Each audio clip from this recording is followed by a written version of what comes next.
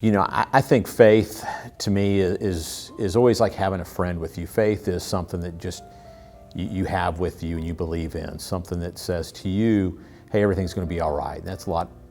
Someone who cares about you is going to tell you that. As you go through life, life's hard, life's full of up and downs, but faith is there with you all the times, and faith is just the belief that you have faith that everything's going to turn out good in your life, and that everything that you have going forward is going to work out for the best. And have faith with believing in faith and all having faith and a belief in the Lord.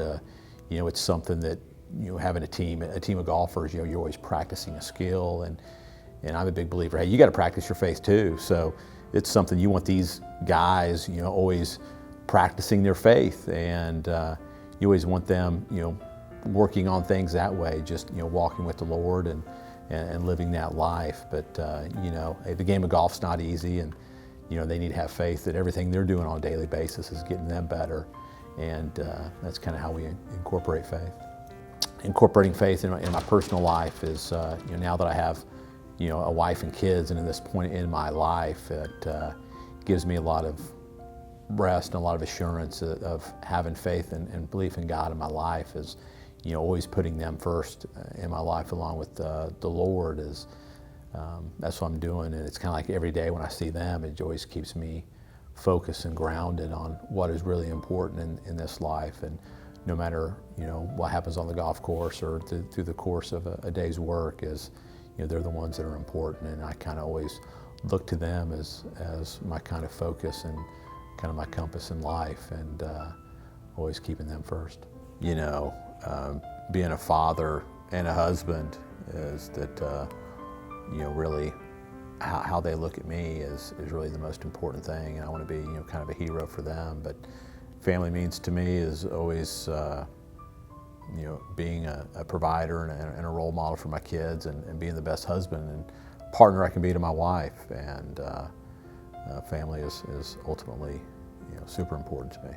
My wife and I met while we were both students at the University of Georgia through a mutual friend, and we became good friends when we were in college. And years later down the road, we got engaged and married, and we actually did get married at the University of Georgia, actually on the golf course.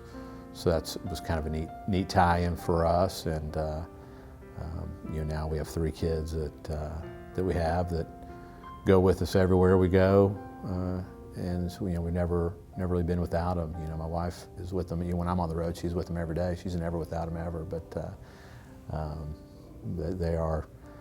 kids are our world. So I'm fortunate to coach the game of golf. Golf's a game of integrity and a gentleman's game, and it's a game that people play for life. They just don't play it, growing up as a kid, then in high school, then the skilled ones go on and play in college and golf. These guys we recruit are very skilled and come here and keep growing in their game, and then they play it for life, go on, play professionally or whatever they want to do, or have even a career in golf.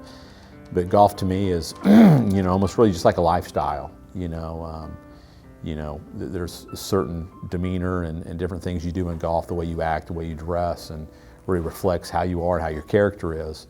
And that's what I really love about golf, is that, it's really a lifestyle. A lot of people, say, hey, what are you always looking for in a golfer when you're recruiting? And I say, well, I can't really tell you everything I'm looking for, but I know it when I see it. And that's kind of how, I feel like golf is in your life. It's just kind of the way you live your life and the way you treat people. And they would describe you as a gentleman. A lot of golfers are gentlemen. So, gosh, it wasn't ever something that I set out saying, hey, I'm going to be a Division I golf coach one day. That was necessarily a dream of mine. And obviously I've been doing it for a number of years now. And I think just the Lord's plan and just things work out the way they work out, and just had some role models along the way.